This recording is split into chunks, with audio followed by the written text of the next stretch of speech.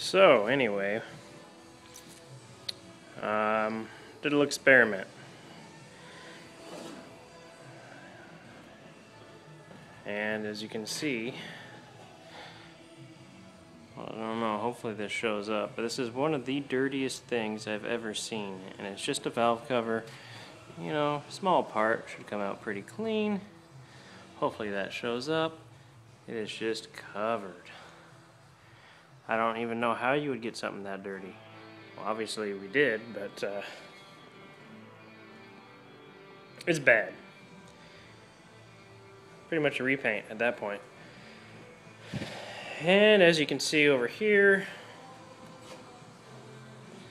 we have a nice clean one.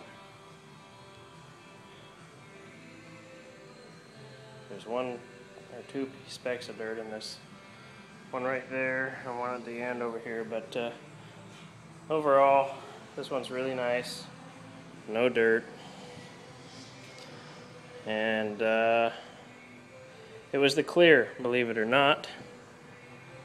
I already painted these once before this morning and they came out super dirty, so I sanded them back down and just re-cleared them, and so they were completely flat and smooth before this. And this one, I changed reducer brands. Just urethane reducer. I used a Sherwin reducer and a non-Sherwin clear. And this is what happened.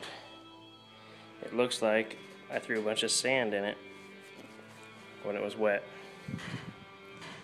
This one is all Sherwin stuff. It's amazing what just a different brand of reducer can do to you. So there you go. Sometimes it's not good to mix and match brands. Funny thing is, we have been doing this for a long time. Never had any issues up until about a week ago, 2 weeks ago. And something changed. Either the reducer changed or the clear we're using changed to where they don't like each other so much anymore. Needless to say, we won't be doing that anymore. The reason we stopped using the right reducer in the clear on this one is because it would die back, and we found when we put Sherwin reducer in it, it didn't die back.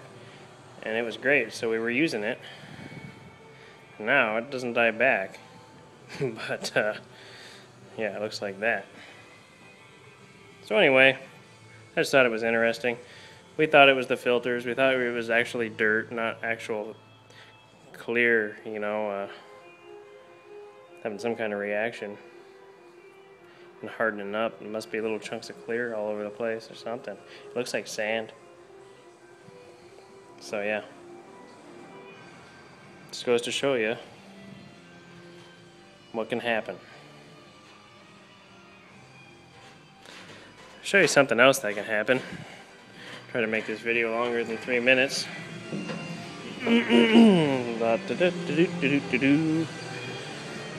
This is what happens when you get a used quarter panel for a car. See, yep, used quarter panel. For this car here. This is what happens when it turns out that you didn't need it. Yeah. Just went ahead and fixed it. It was pretty bad. We didn't know it was going to pull out this good. This was shoved way over underneath the deck lid. Had a big kink right here. But we were doing a little pull, you know, before we were going to cut the quarter off. And it came out really nice. We were just like, wow, guess we'll just fix this one. But yep, this is still here. I'll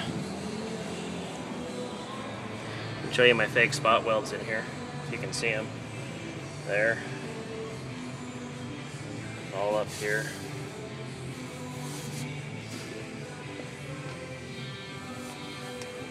I don't know if they're going to show up, but when this was all ready to paint, I went and put one coat of wet primer on it and just took a pencil eraser and twisted in there and put spot welds in it. Pretty neat. That's the first time I ever tried that. Worked pretty good.